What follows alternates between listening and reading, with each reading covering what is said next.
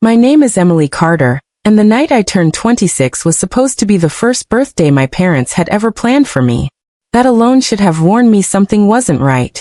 Growing up, birthdays in our house weren't celebrations. They were reminders that I should be grateful for whatever little I received. A supermarket cupcake, one candle, and a quick happy birthday, before everyone returned to their own lives.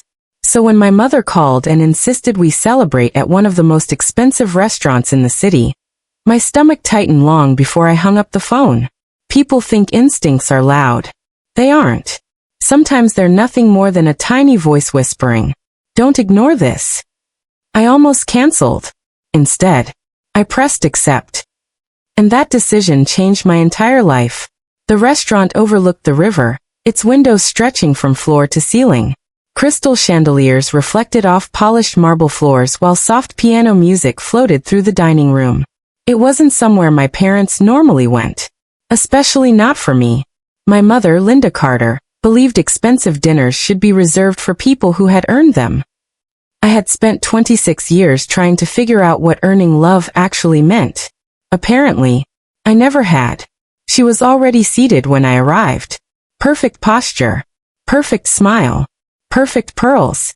My father sat beside her, staring into his water glass like he'd rather be anywhere else. That was normal. Dad had mastered the art of disappearing without leaving the room. "Emily," Mom smiled. "There you are. Not happy birthday. Not you look beautiful. Just, there you are." As though I'd finally arrived for a business meeting.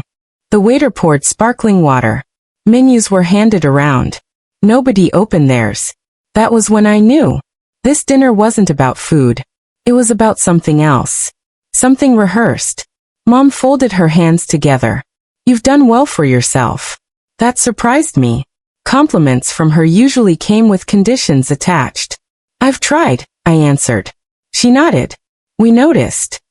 Silence followed. Heavy. Measured. The kind of silence people create when they're waiting for permission to hurt you. While she searched for the right words, my eyes wandered around the restaurant. That's a habit I developed years ago. When conversations become dangerous, I study exits. Old paintings lined the walls. Couples laughed softly over wine. A little girl at another table was blowing out birthday candles while her parents clapped. I smiled without realizing it. My mother noticed. "Don't get distracted." Her voice snapped me back. I looked down. And that's when I saw it. Dad had brought a leather document folder. Dark brown. Neatly organized. He kept resting one hand on it. Not protectively. Nervously. I worked as a legal assistant. People only carried folders like that to dinner when they weren't planning on celebrating. My childhood suddenly started replaying itself in my mind. Every birthday. Every Christmas. Every family gathering.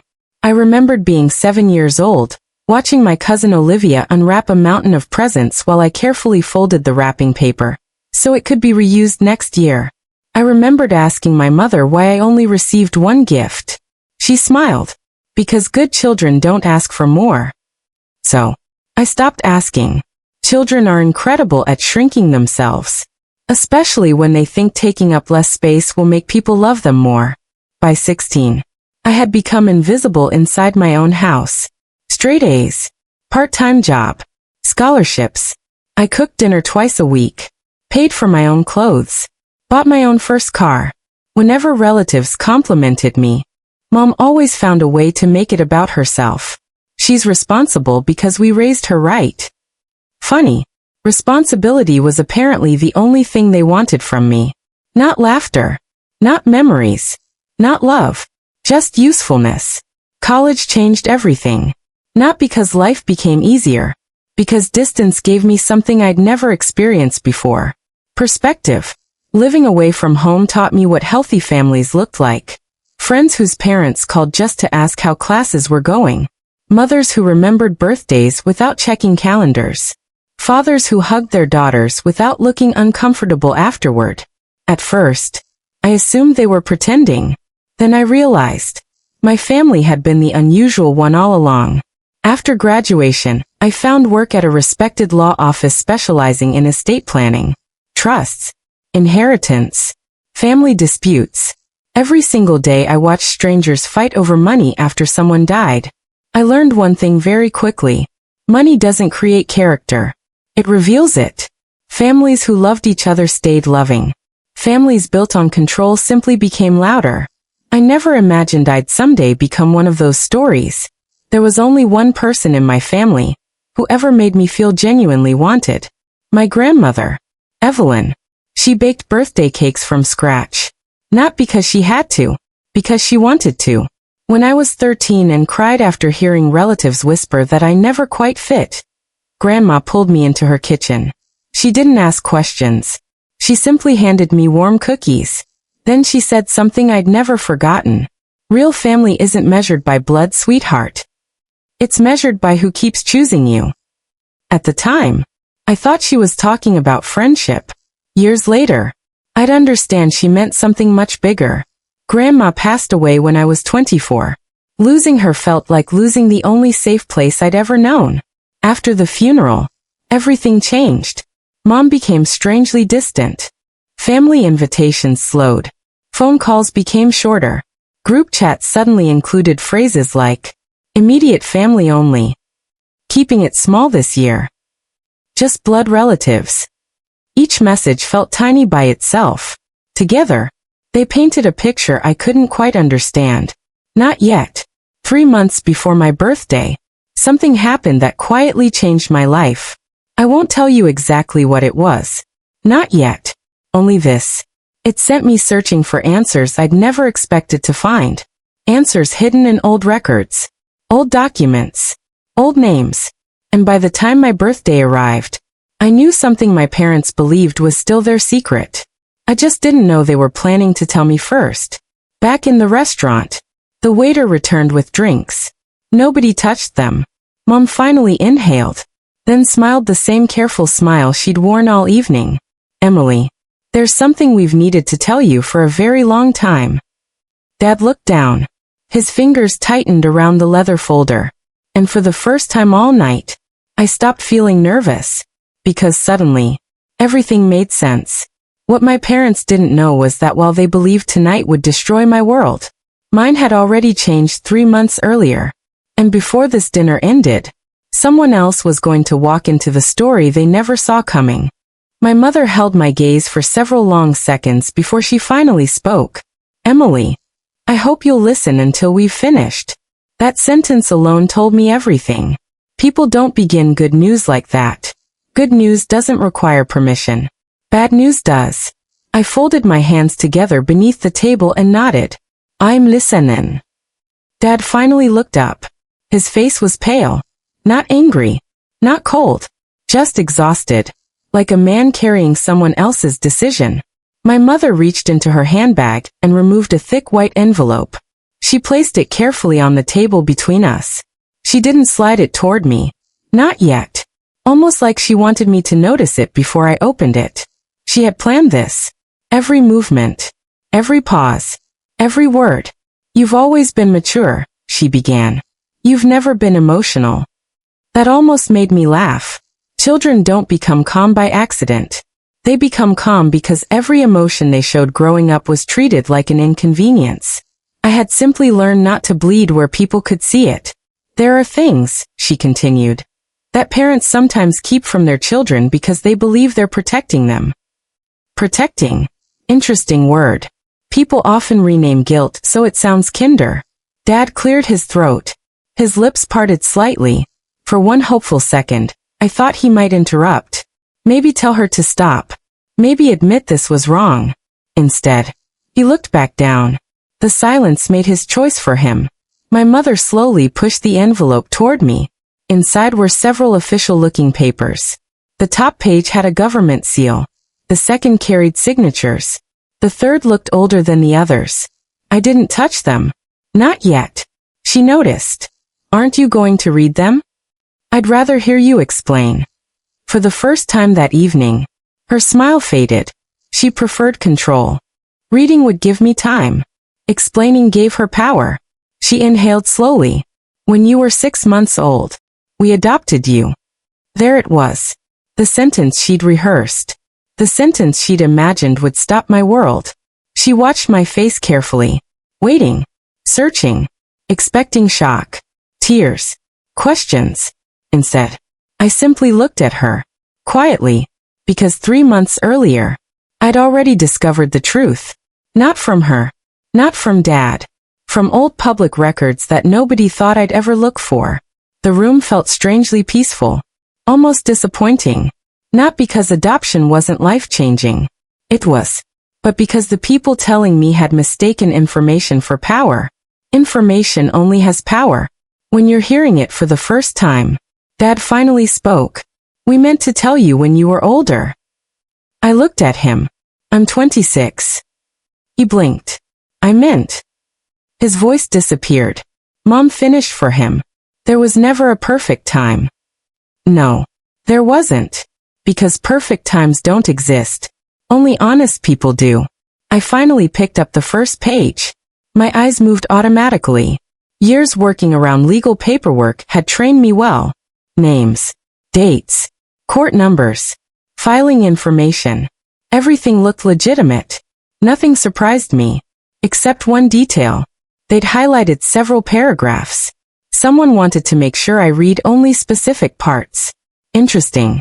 My mother leaned forward. We loved you the best we could. I didn't answer. She continued.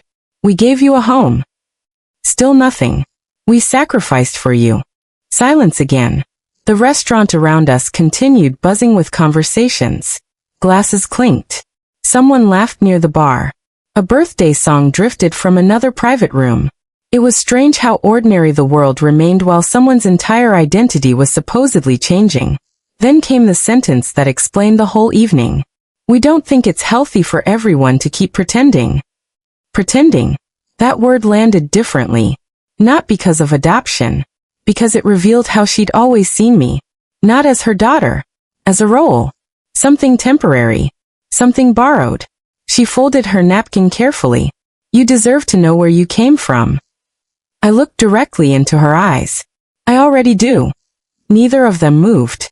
Dad's fingers froze around his water glass. Mom frowned slightly. What? I found out 3 months ago. The silence that followed felt completely different. This time, it belonged to them. You knew. Dad whispered. I nodded once. I requested records. I met with an attorney. I verified everything. Mom's expression hardened. You searched behind our backs? No. I answered calmly. I searched for the truth. For the first time all evening, their script broke.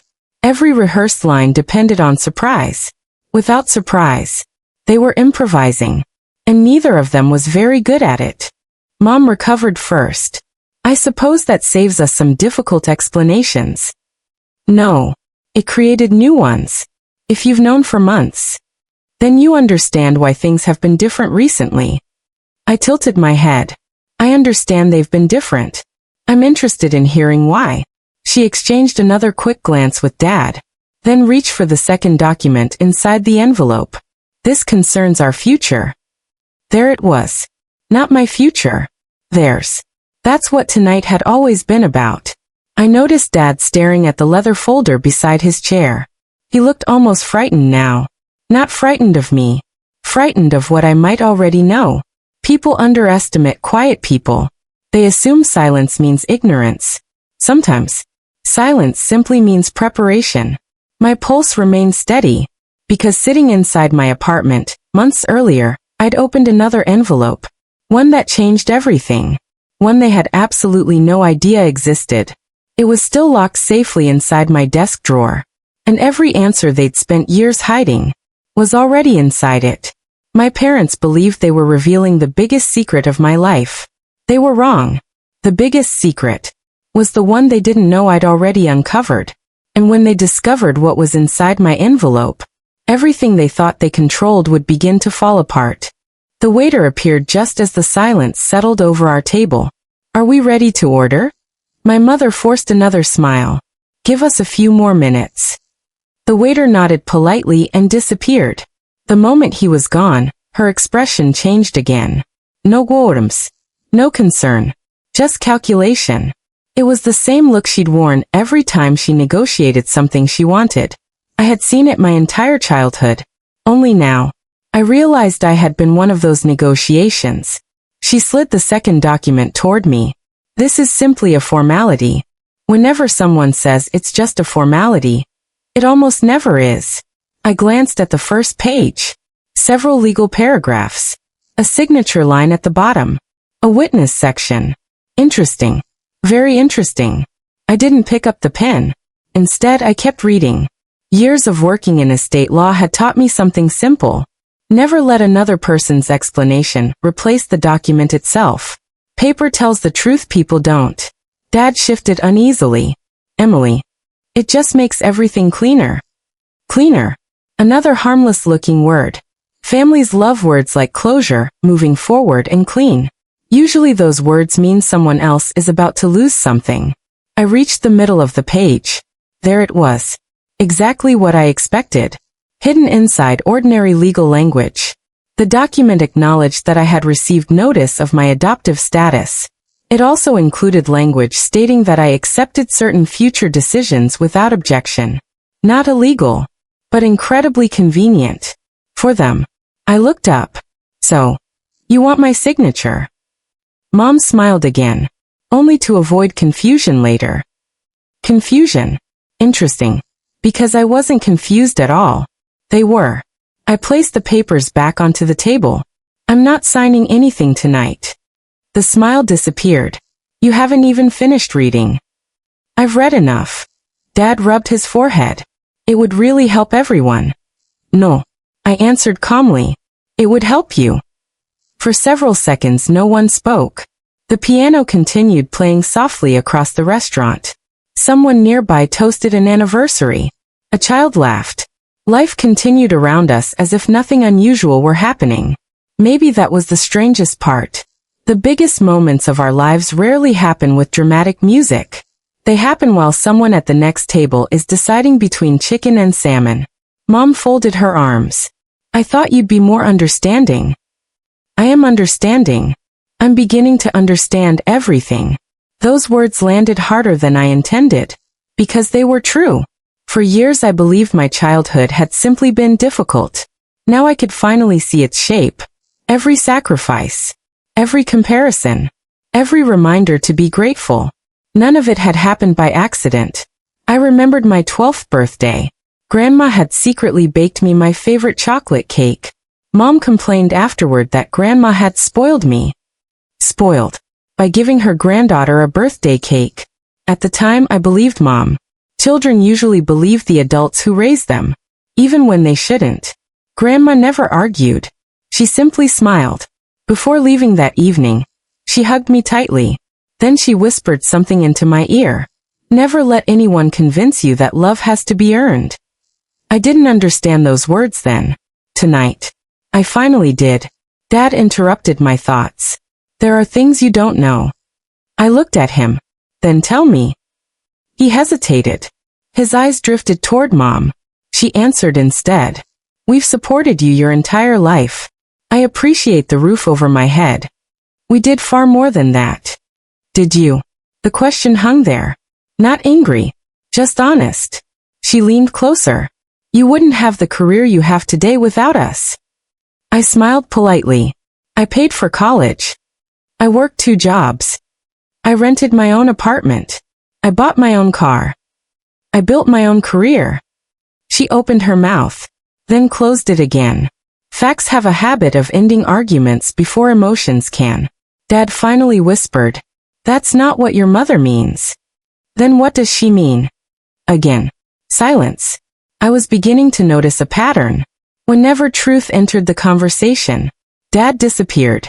My phone vibrated inside my purse. Just once. I didn't check it. But somehow, I already knew who it was. 3 months earlier, after learning the truth about my adoption, I'd quietly reached out to someone. Someone connected to a life I had never known. Our conversations had started cautiously.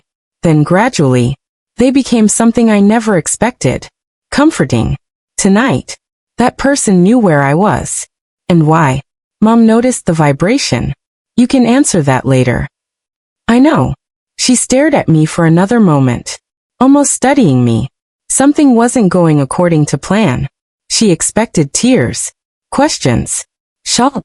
Instead, she was having dinner with someone who already knew the ending of the story she'd spent years preparing to tell. Then she asked the question that revealed everything. Did anyone help you find your records? There it was. Not concern. Not curiosity. Fear. I answered honestly. Yes. Her eyes narrowed. Oh, I'll tell you. Later. For the first time all evening, my father looked genuinely alarmed. He exchanged a quick glance with Mom. Neither of them said a word. But I recognized that look. I'd seen it countless times inside conference rooms. Two people silently realizing they no longer possessed all the information. And once that happens, power shifts. Quietly. Irreversibly. I gently pushed the unsigned papers back across the table. I'm willing to have a conversation. But I'm not signing documents I didn't request. Mom's voice hardened. You've changed. I almost laughed. No. I finally started asking questions. Outside the restaurant windows, rain had begun falling across the city. Tiny drops rolled slowly down the glass, blurring the lights into soft streaks. It reminded me of something Grandma used to say. Rain doesn't erase what's outside. It simply changes how you see it. Maybe that's what tonight really was. Not the destruction of my family. Just the moment I finally saw it clearly. My phone vibrated again. This time, I glanced down. One short message. We're here. I locked the screen without replying. A slow smile almost escaped before I caught it. Because suddenly, I wasn't facing this dinner alone anymore. My parents still believed they controlled every secret sitting at that table. They had no idea that the people who knew the biggest truth of all had just walked into the restaurant. I slipped my phone back into my purse as though nothing had happened. No esmail. No reaction. No explicación. My mother watched me carefully. Who was that? I took a sip of water before answering. A friend. She didn't believe me. I could see it in her eyes. She'd always believed information was something to control. If she didn't know something, she assumed it was dangerous. Dad finally spoke. Emily. His voice was softer than before.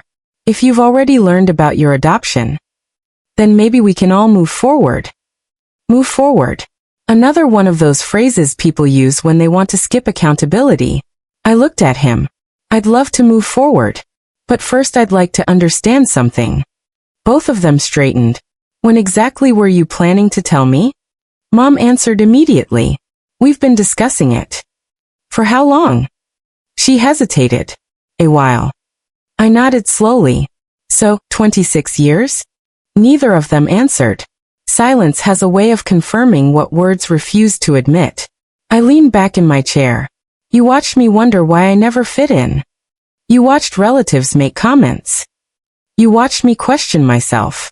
And all that time, you already knew. Dad looked down again. Mom remained perfectly still. It wasn't that simple. No. She shook her head.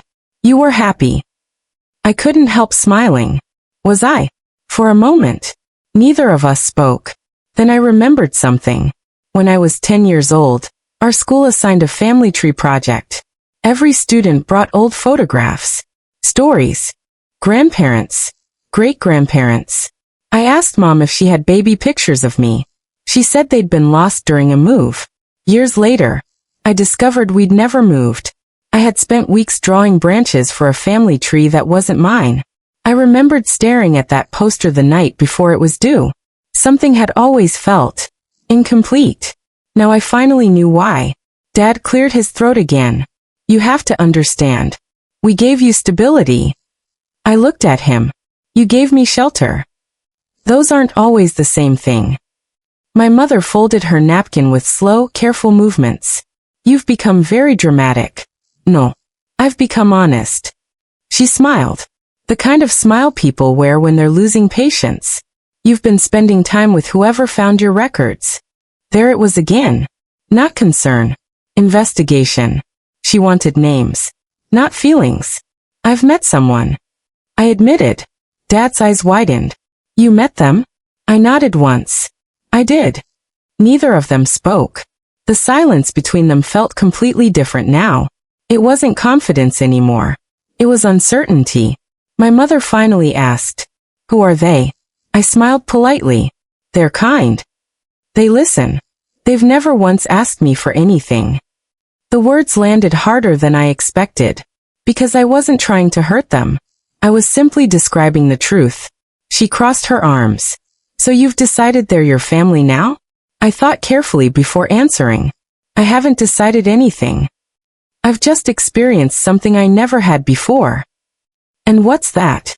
I looked directly at her. "Being welcomed without conditions." Dad closed his eyes briefly, almost as if the sentence physically hurt. Maybe it did, because somewhere deep inside, I think he knew it was true. The waiter returned carrying our entrees. Steak, salmon, pasta, beautifully prepared. None of us touched the food. He looked around awkwardly. "Is everything all right?" Mom smiled immediately. "Everything's fine." He nodded and walked away. The second he disappeared, the silence returned. I glanced across the dining room. Without moving my head too much, near the back windows, I caught a familiar figure. A woman around her early 50s. Dark hair. Gentle posture. She wasn't looking toward us. She was pretending to read the menu. But every few seconds, she quietly checked to make sure I was all right. My chest tightened. Not from fear. From comfort. 3 months. That's all we'd known each other. Yet somehow, she had already shown me more patience than I'd experienced in 26 years. She never pushed. Never demanded answers. Never tried to replace anyone. She simply made space for me. Sometimes that's what love looks like. Not loud. Not dramatic. Just a chair that's always waiting. I turned back toward my parents. "I have another question." Mom sighed. "Go ahead. Did Grandma know?" The question changed everything. Dad's head snapped up. Mom's confident expression flickered. Just for a second. But I saw it. "What makes you ask that?" "Because every time Grandma hugged me, she looked like she was trying to protect me from something. Every birthday she celebrated felt intentional. Every conversation carried a sadness I never understood. Until now." Dad finally answered. "Your grandmother loved you very much." "I know." His voice cracked slightly. "She believed." He stopped. Mom interrupted. "Your grandmother had very strong opinions." "Interesting." "Not disagreement. Avoidance." I slowly nodded. "So she knew." Neither of them corrected me. They didn't need to. Sometimes silence is the clearest answer. I looked toward the river outside the window. Rain continued falling. The city lights shimmered across the water. Beautiful. Peaceful. Nothing about tonight matched the storm I'd expected. Instead, everything felt strangely calm. Because once the truth arrives, you stop fighting your own imagination. Reality, even painful reality, is easier than uncertainty. My phone vibrated one final time. I glanced down. One simple message. "Whenever you're ready." I looked toward the back of the restaurant again. This time, the woman looked up. Our eyes met. She smiled. Not a dramatic smile. Just the kind that says, "Take your time. We're not going anywhere." And for reasons I couldn't fully explain, my eyes filled with tears. Not because I was losing a family, but because, for the first time in my life, I realized I might actually have one. As I looked back toward my parents, I realized they still believed this dinner was under their control. They had no idea that before the night was over, the two worlds I'd spent 26 years searching for were about to meet face to face. I stared at the message on my phone for another second before locking the screen. "Whenever you're ready." 3 simple words. Yet somehow they carried more comfort than every birthday card I'd ever received from my parents. I slipped my phone back into my purse and looked across the table. My mother was studying my face. She had always believed she could read me. She couldn't. Not anymore. Because for the first time in my life, I wasn't afraid of disappointing her. "You've gone quiet," she said. "I've been listening." "No." She shook her head slowly. "You're hiding something." I smiled politely. I learned that from you. Dad let out the smallest sigh, almost too quiet to hear. My mother ignored it. She leaned forward. Emily, whoever you've spoken to, you need to be careful. I raised an eyebrow. Careful of what? People appear after 26 years for reasons. I almost laughed. The irony was almost unbearable. She was warning me about motives. The woman who had spent my childhood measuring affection against usefulness. I've asked myself that question. And I've spent 3 months finding the answer. Dad finally looked up. What did you find? I thought about every conversation, every phone call, every awkward coffee, every message that ended with, "Take your time." Not once had anyone asked about my salary, my apartment, my savings, or what they could gain from knowing me. They only asked one thing. How are you doing? Such a simple question. One I'd waited 26 years to hear. They never asked me for anything. I answered quietly. They only wanted to know me. The words settled heavily over the table. My mother's expression hardened. People pretend. Sometimes. I agreed. But pretending for months without asking for anything takes remarkable commitment. She didn't answer. Dad rubbed both hands together nervously. What are you planning now? I looked at him. Planning? Yes. Nothing. I came because you invited me. I listened. Now I'm deciding what comes next. He nodded slowly, almost relieved, as though he hoped this conversation could still end peacefully. Then my mother asked the question she'd been avoiding all evening. Have you met your biological mother? There it was. Not birth mother. Not the woman who gave birth to you. She emphasized the word biological, almost as if reminding herself she still held another title. I answered honestly. Yes. Dad closed his eyes. Mom remained perfectly still. When? 3 months ago. And you never told us? I shook my head gently. I didn't think you'd want to hear about it. Neither of them denied it. The truth was, I had rehearsed this conversation dozens of times. I imagined yelling, accusing, demanding explanations. But none of those scenes ever happened, because anger requires energy, and somewhere during the past 3 months, I'd quietly stopped carrying enough anger to spend on them. I only carried clarity now. The restaurant had grown busier. New guests filled the tables. Soft conversations echoed beneath the piano music. No one noticed our little corner. At least, not yet. I glanced once more toward the back of the dining room. She was still there, talking quietly with someone beside her, laughing at something I couldn't hear. It struck me then. She wasn't watching the clock. She wasn't impatient. She wasn't wondering how long this dinner would take. She was simply waiting, as though she'd waited years already, and another 30 minutes wouldn't matter. That realization almost broke my heart.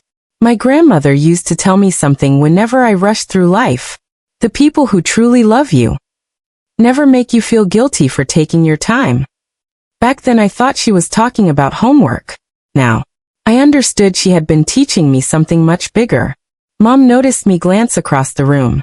Who keeps catching your attention? I looked back at her. Someone important. Her eyes narrowed. Important how? I smiled softly. The kind of important you don't realize until you've lived without it. She frowned. I don't understand. I know. Dad quietly reached for his water again. His hand trembled slightly. Not from anger. From uncertainty. For years, he had known exactly where everyone stood. Tonight, the ground beneath all of us had shifted. He cleared his throat. Emily. I hope. His voice disappeared again. I waited. He tried once more. I hope this doesn't mean we're losing you. That sentence surprised me, because for the first time all evening, it sounded honest. Not rehearsed. Not strategic. Just honest. I looked at him carefully. I don't think people lose each other in one night. They lose each other slowly. 100 small moments at a time. He lowered his eyes. Because I think he knew. That's exactly how we'd arrived here. My mother interrupted before either of us could continue. We're still your family. The words echoed between us. I thought about them carefully. Family. Such a simple word. Yet everyone seemed to define it differently. Some people believed family was created by birth. Others believed it was built by years together. My grandmother believed something else entirely. She believed family was the people who kept choosing you. Again. And again. And again. I gently folded the adoption papers and placed them back inside the envelope. I appreciate you finally telling me. My mother blinked. That's it. I already knew. I've had months to think. There isn't much left to say. For the first time, she looked genuinely unsettled, because confrontation had always been her language. Peace confused her. I slowly stood from my chair. Neither of them moved. Where are you going? Mom asked. I looked toward the back of the restaurant one last time, then back at my parents. I think it's time I stopped wondering where I belong. Neither of them understood. Not yet. But in just a few moments, everything they believed about this evening was about to change forever. I picked up my purse, smoothed the front of my jacket, took one slow breath, then turned toward the back of the restaurant. I had spent 26 years believing I was walking away from the only family I had. What I didn't know was that only a few steps away, someone was about to stand up, smile through tears, and welcome me home for the very first time. I stood beside the table for a moment. The restaurant suddenly felt quieter than before. Not because the conversations around me had stopped, because my own thoughts finally had. For years, I'd imagined this moment would be filled with anger, that I'd demand explanations, that I'd ask why. Why me? Why hide the truth? Why make me feel like I had to earn every ounce of love? But standing there, I realized something unexpected. Some questions no longer mattered. Not because they didn't deserve answers. Because I had finally stopped needing them. I picked up my purse and smiled politely. I hope both of you take care of yourselves. My mother frowned. Emily, sit back down. I think we've said everything we needed to. No, we haven't. Her voice carried the same authority it always had. The voice that expected obedience. The voice that had shaped my childhood. For the first time, it had no effect. Dad looked up at me. His eyes were tired. Not angry. Just filled with regret. I wish. He paused. I wish we'd handled things differently. I believed him. Maybe not every decision. But that sentence. I believed. I gave him a small nod. I wish that too.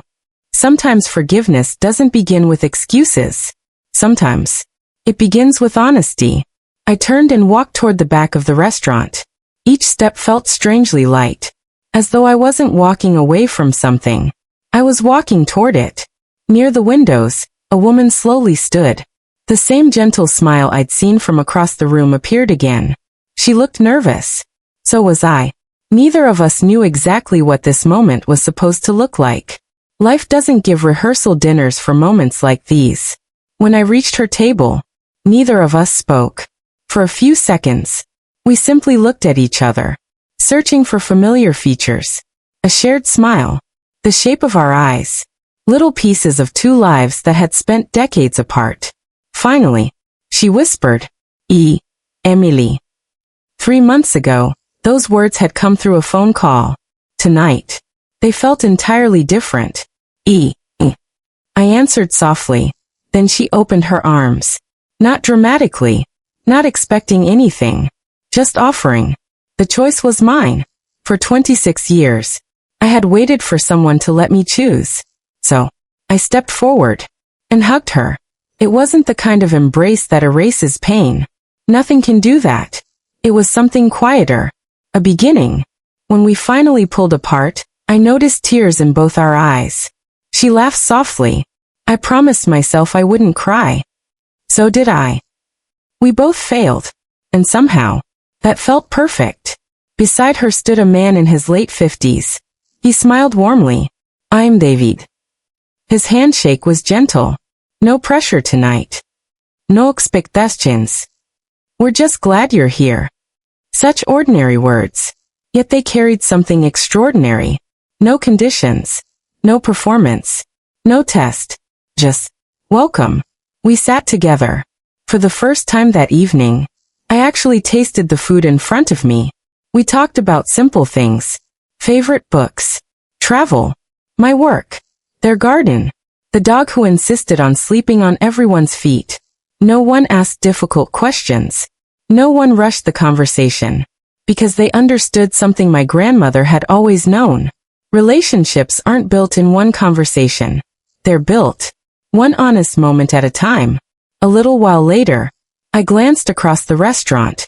My parents were preparing to leave. Dad looked in my direction. Our eyes met. He gave me a small nod. Not a happy one. Not a defeated one. Just a quiet acknowledgement that life had changed. I nodded back. There was sadness in that moment. But there was also peace. Not every relationship ends with shouting. Sometimes, it ends with silence. And the hope that one day, people become better than they were yesterday. Weeks turned into months. Life didn't magically become perfect. Healing never works that way. Some mornings I still woke up wondering where I belonged. Some holidays still felt complicated. Some memories still hurt. But slowly, very slowly, new memories began replacing old ones. Sunday breakfasts. Birthday cakes made from scratch. Phone calls that started with, "Just checking on you." Family photographs where no one asked me to stand at the edge. Ting moments. Ordinary moments. The kind I'd once believed only happened to other people. One afternoon, while helping unpack old boxes in their attic, I found an empty photo album. Its pages had never been filled. I smiled. "I think we should use this." "For what?" my biological mother asked. "For everything we missed." She looked at me for a long moment, then smiled through tears. "I'd like that." A year later, on my 27th birthday, the dining room was full. Not with expensive decorations. Not with perfect speeches. Just laughter. Homemade food. Too many candles on the cake. And people arguing over who had burned the garlic bread. It was wonderfully imperfect. Exactly the kind of birthday I'd dreamed about as a little girl. Before cutting the cake, everyone became quiet. They looked at me, waiting. I thought carefully before speaking.